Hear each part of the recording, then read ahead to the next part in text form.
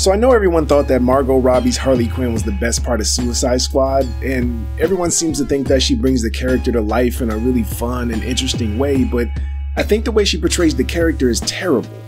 And this isn't a response to Birds of Prey. I thought that about Suicide Squad too. And it's not like I have any other live action version to compare it to, so you might think that I'm being too harsh because I'm basically comparing her to animated characters in comics. But even if I had never seen a cartoon or read a comic with her and someone told me that the Joker had a girlfriend slash female sidekick, this wouldn't be the character that I saw in my mind. I think the best Harley Quinn, the most realistic Harley Quinn, is actually someone that we've all seen before Suicide Squad even came out. In fact, she's not even in a comic book movie at all. Heath Ledger's Joker is still the gold standard. He balances the mental illness and the personality and the criminal elements perfectly. So what I want to talk about today is what that Joker's Harley Quinn would look like. And I know there wasn't a Harley in The Dark Knight, but if there was, it would be none other than Baby Firefly. And if you don't know who Baby is, she's a main character in the Devil's Rejects trilogies, and she embodies everything a good Harley Quinn should be. I was watching The House of a Thousand Corpses a few weeks ago, and Otis and Baby felt a lot like the Joker and Harley to me. Because when I think of Joker and Harley's relationship, I see it more as an intimate brother-sister relationship. And I don't mean intimate like sexual, but I think they have a shared perspective and she understands something about the Joker that no one else does. I think Margot Robbie's Harley sucks. You know, she feels so fake and one-dimensional, and she never comes across as dangerous or competent enough to keep up with the Joker or any of the other villains in Gotham. And she never comes across as smart either. Remember, Harleen Quinzel is a fucking doctor. She's a psychiatrist. And even though she was basically seduced by the Joker and she's infatuated with him, she should still have the ability to act like a regular person and use her intelligence. And I think that's the reason so many people dislike Jared Leto's version of the Joker. He seemed commercially mentally ill. But Jared Leto's Joker seemed like he was too happy being the Joker. So the face tattoos and the jewelry and the purple Lamborghini, made him more of a crime boss dressed like the Joker. But it's strange hearing everyone say that they like Margot Robbie's Harley Quinn when she's a female version of a Joker that nobody likes. So what would a Harley Quinn that hung around Heath Ledger's Joker look like? She would literally be Baby Firefly. Hey, Poopy Pants! What's new? All the qualities that make a great Harley Quinn are right there. She's playful and childish sometimes. Sorry, you lose! Other times she's flirty and sexual. Ain't the only thing tasty in this house. She's mentally unstable and unpredictable. Almost.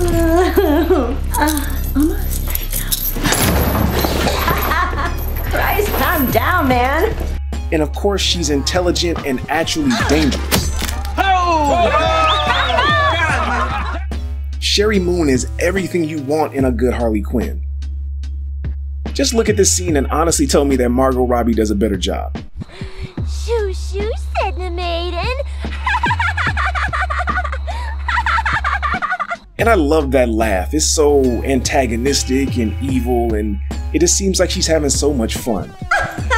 Well, do we? Yeah, cool, man. I wasn't really a big fan of 3 from Hell at first because it felt like someone trying to make a Rob Zombie movie, and I had to check and see if it was him that made it, but the best part of it was Baby. She gets a lot of screen time in this one, and it's more about her than the other characters, so the Harley Quinn really comes out in this one. When she's talking to the parole board, it feels so authentically crazy, like her mannerisms and the way she switches from the playful baby voice to a serious, intense tone is really great. In my opinion, the perfect Harley Quinn would be the Harley from Assault on Arkham.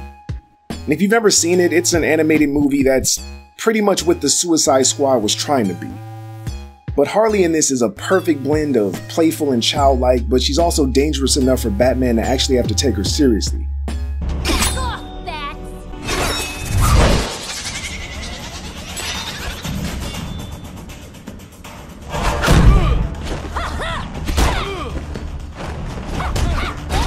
Something that the live movies completely ignored was exploring her mind. This was a big missed opportunity, especially because of how well received the Joker was. I know they wanted this to be this fun, fourth wall breaking, Deadpool style movie, but the character and story should have been taken seriously. Does she have a mental illness? What was her childhood like? Does she struggle with being Harley Quinn? Is she in pain? Is she lonely? Does she miss being Dr. Quinzel? Such a missed opportunity. They could have given her a complex backstory and made the character more than just the Joker's girlfriend. And I think it's kind of sad that the Birds of Prey movie was supposed to highlight female empowerment, but they only focus on cartoonish level misogyny and a girl angry over a past relationship. We hear so many women say that they want to be represented in a better way on screen, but when given a chance, it seems like the filmmakers just revert back to the same stereotypical crap that they're supposed to be better than. Harley is a perfect vehicle to explore a complex female character, because something that Suicide Squad and Birds of Prey completely ignore is Harley's past and Harley's mental state. Like, how did an ambitious psychiatric doctor turn into a costume criminal? Does she have a family or friends? How did the Joker seduce her? Harley's a really unique character, and not only because she has an intimate knowledge of the Joker, but because her past is just as unknown as his is.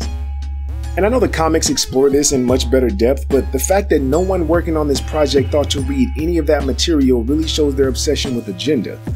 And it takes years of study to become a doctor, and you have to be pretty ambitious to get unsupervised access to being the Joker's personal psychiatrist.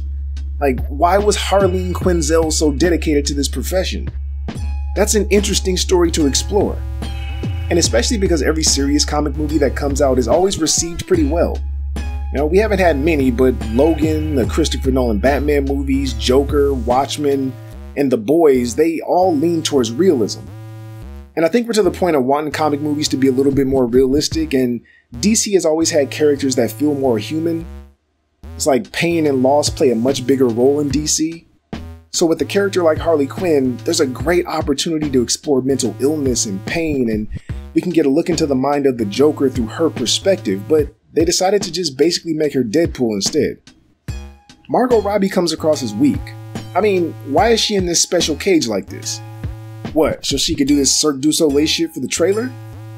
I understand why Deadshot would be locked away or why you would keep a literal crocodile man in the basement like this, but we never see why a 130-pound woman needs to be given this amount of space. Again, Harley Quinn is supposed to be the Joker's main sidekick, but Margot Robbie only acts like the Joker's annoying-ass girlfriend. So if you want to see Harley Quinn in her purest form, Harley Quinn like she should be, just watch any of the Devil's Rejects movies. So what do you think? Do you think Margot Robbie is a good Harley Quinn? Or do you think she's too cartoonish to be taken seriously like the character should be? I want you to hit her in the face. Ah! Good. Very nice.